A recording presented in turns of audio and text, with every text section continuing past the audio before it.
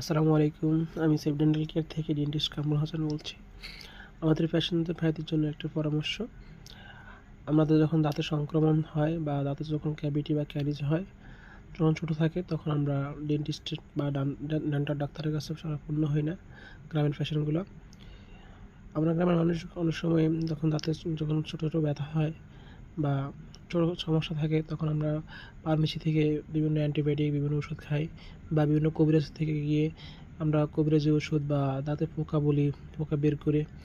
এতে আমাদের যখন ডেন্টাল ইনফেকশন বা দাঁতের যে ক্যারিজ অনেকটা বৃদ্ধি পেতে থাকে, এতে একসময় এটা দাঁতে অ্যাবসেসে রূপান্তর ধারণ করে, যা আপনার গাল বা মুখ ফুলে যায়, এতে অনেক আকার ধারণ করে।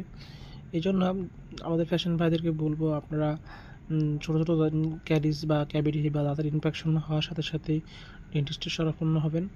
এতে আপনাদের বড় রোগ সমস্যা, দাঁতের সমস্যা থেকে আপনারা নিজেকে সুস্থ রাখতে পারবেন। তাই সঠিক চিকিৎসা নিন, সুস্থ থাকুন।